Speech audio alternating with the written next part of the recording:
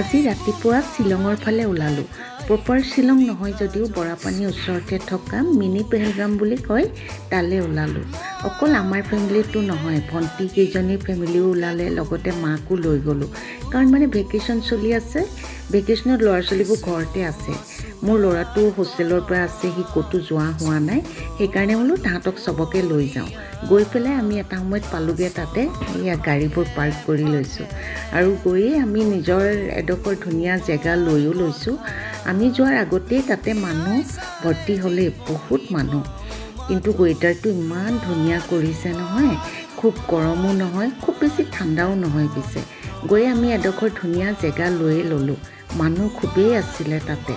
গৈ এইয়া পোৱালিটো দেখিছে নহয়, ইমান ভাল পাইছে সি ফিল্ডখন পাই। আমাৰ ওচৰত নাথাকেই, দৌৰি দৌৰি মানে গুচি যাব আৰু দেউতাক পিছে পিছে। এয়া মোৰ ছোৱালীয়ে ৰীল বনাইছে আৰু গৈয়ে আমি নিজৰ বস্তুবিলাক ঠিক ঠাক কৰি ল'লোঁ। আৰু ব্ৰেকফাষ্ট এইবিলাক আমি লৈয়ে গৈছিলোঁ। এইবোৰ তাতে লৰালৰিকৈ কৰিছোঁ, কাৰণ আমাৰ লাঞ্চ আৱাৰ হৈয়ে গৈছে। যাওঁতেই ইমান দেৰি হৈছে। এইফালে পোৱালিটোৱে চিপছ খাইছে, চাওকচোন সি কেনেকৈ যে চাওঁতে চাওঁতে ডাঙৰেই হৈ গ'ল। আৰু ভেড়াবোৰ দেখিছোঁ, সঁচাকৈ কাশ্মীৰলৈ মনত পৰি গৈছে। সঁচাকৈ ইয়াৰ প্ৰাকৃতিক সৌন্দৰ্য বৰ ধুনীয়া। ইহঁত দুটাই গেম খেলাত লাগিছে আৰু ভণ্টিয়ে আমি লাঞ্চত লৈ যোৱা বস্তুখিনি চব উলিয়াই লৈ গৰম কৰিব ধৰিছে।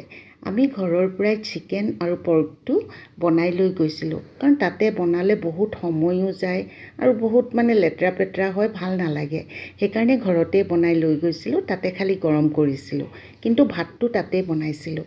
তাৰপিছতে ল'ৰা ছোৱালীবোৰক আমি খাবলৈ দিলোঁ আৰু আমিও খোৱাত লাগিলোঁ, কাৰণ গধূলি হৈয়ে আহে। শ্বিলঙত এনেও সোনকালেই গধূলি হৈ যায়, সেইকাৰণে দিনে পোহৰে যোৱা ভাল। তাৰপিছতে আমি যাবলৈ ল'লোঁ, গোটেই বস্তুবোৰ বান্ধি আমি যাব ল'লোঁ। আজিলৈ বাই।